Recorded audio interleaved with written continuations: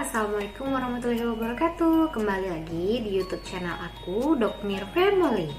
Oke teman-teman, jadi di video kali ini aku akan membagikan kabar bahagia sekaligus apa saja tips-tips yang aku lakukan sebelum aku mendengar kabar bahagia ini.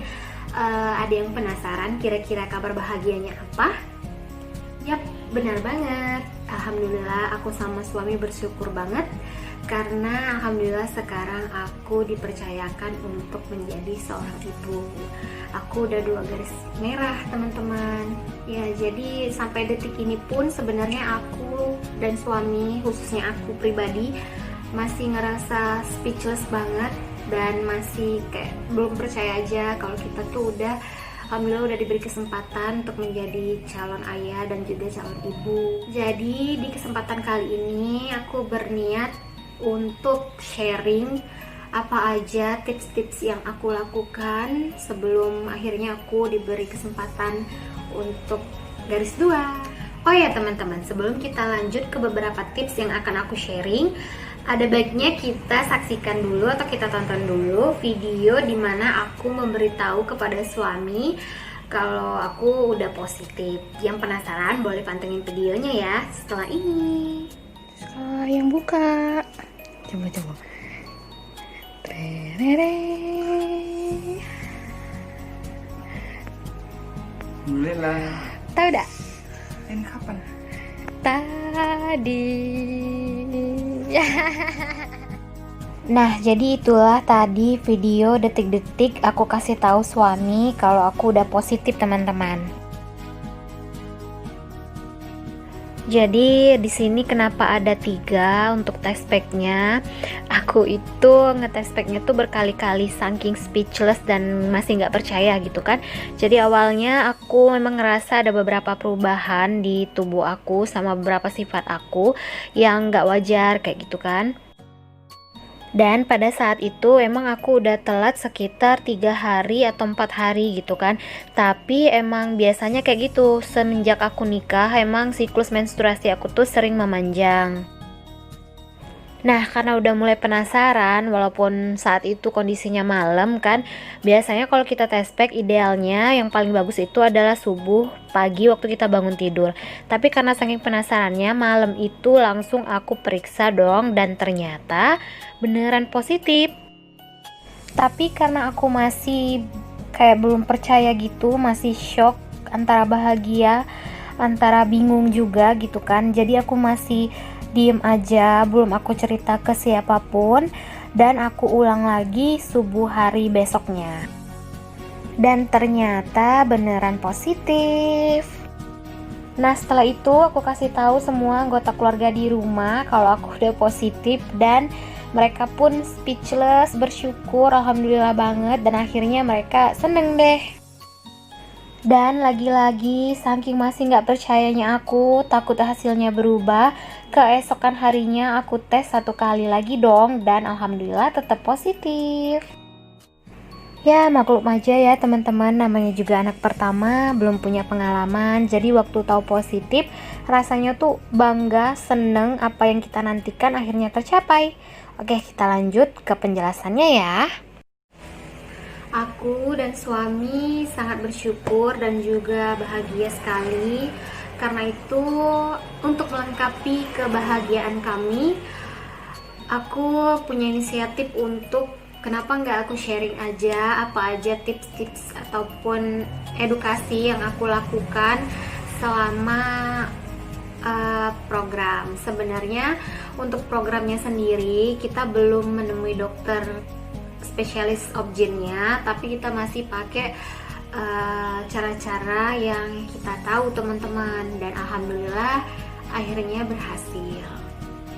Kalau ada yang tanya kenapa kita belum datang ke spesialis obgyn, ya emang karena usia pernikahan kita tuh terhitung masih baru teman-teman, masih jalan 4 bulan.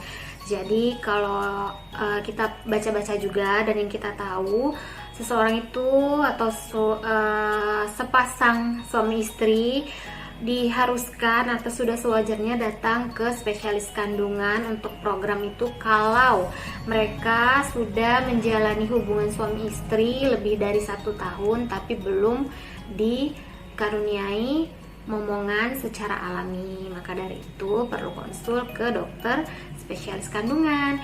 Jadi karena kita masih 4 bulan, kita masih berharap bisa melakukan beberapa tindakan ataupun beberapa cara secara alami.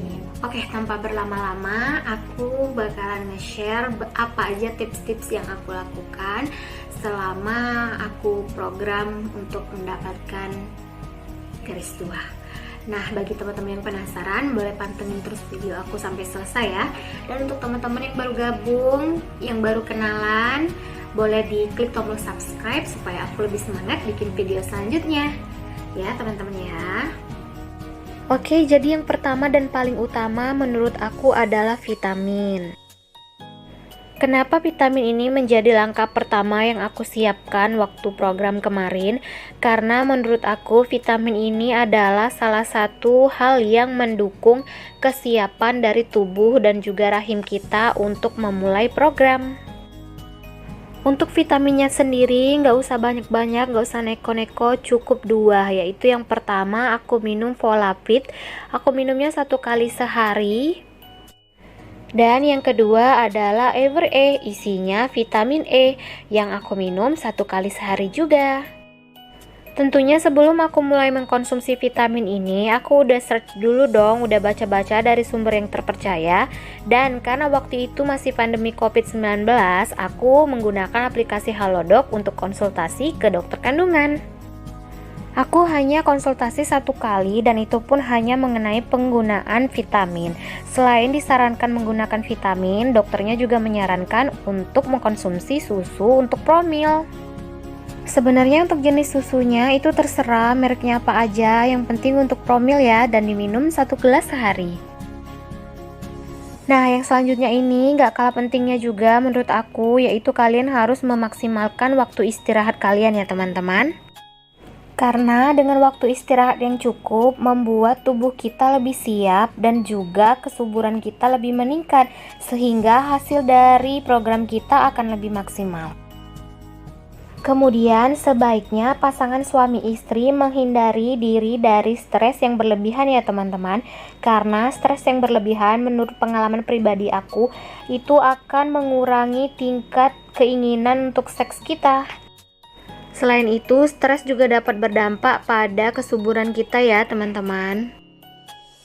Nah, kalau beberapa tips sebelumnya sudah kita lakukan, kemudian kita bisa download aplikasi ini, yaitu Hitung Masa Subur di Play Store kita masing-masing, dimana nanti Hitung Masa Subur ini akan membantu kita untuk mengetahui hari dan juga tanggal kemungkinan kita akan beropulasi. Seperti pada contoh ini sudah aku masukkan HPHT aku, yaitu 4 Juli 2020. Dan di sini kita harus tahu siklus haid kita ya.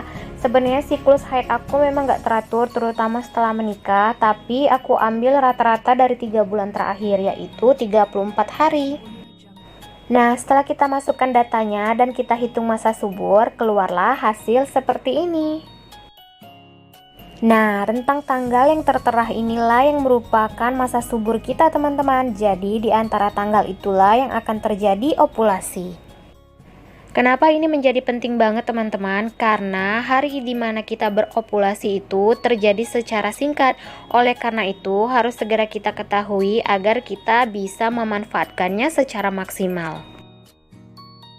Selanjutnya ini merupakan tips pendukung setelah kita melakukan hubungan, di mana kebanyakan pasangan setelah melakukan hubungan biasanya pengen cepat-cepat dicuci ataupun dibersihkan. Sebenarnya tindakan itu salah ya teman-teman. Jadi berikan waktu sejenak untuk tubuh kita rileks dan juga supaya spermanya bisa mencapai tempat yang semestinya. Karena setiap laki-laki memiliki kecepatan sperma yang berbeda-beda. Nah, jadi kita harus tunggu kira-kira 15 menit ya teman-teman. Berdasarkan pengalaman aku, sambil menunggu si spermanya masuk, nah aku posisikan kaki dan juga badan seperti ini ya teman-teman. Tujuannya agar jalan masuk sperma menjadi lebih lurus dan juga lebih lancar, karena posisi bokong lebih tinggi daripada perut. Kemudian ini juga salah satu yang selalu rutin aku kerjakan, bahkan sudah menjadi kebiasaan, yaitu aku selalu ngelus perut aku sambil bersolawat Nabi. Dan di dalam hati kita ucapkan keinginan-keinginan kita, contohnya supaya dipermudah untuk mendapatkan keturunan. Dan yang terakhir yang merupakan kewajiban utama kita, yaitu jangan pernah tinggalkan sholat 5 waktu ya teman-teman. Dalam sujud, mintalah apa yang paling kamu inginkan dengan bersungguh-sungguh, dan diiringi juga dengan bersedekah serta berkasih sayang dengan anak-anak. Dan alhamdulillah berkat tips-tips tadilah akhirnya keinginan kami mendapatkan garis 2 pada 4 bulan pernikahan tercapai. Oke, jadi itulah beberapa tips yang aku lakukan sebelum aku mendapatkan 2 garis merah tersebut. Harapan aku semoga moms di luar sana, teman-teman semuanya bisa mengambil sisi positif dari video ini, dan semoga video ini bermanfaat untuk moms lakukan di rumah, dan untuk moms di luar sana yang mungkin sudah pernah melakukan tips-tips seperti ini, bahkan sudah melakukan berbagai cara tapi memang belum ada rezekinya gitu kan. Harapan saya jangan pernah putus asa, jangan pernah berhenti berdoa, karena Allah tuh gak pernah tidur. Allah akan menjawab semua doa kita di saat dan di waktu yang tepat.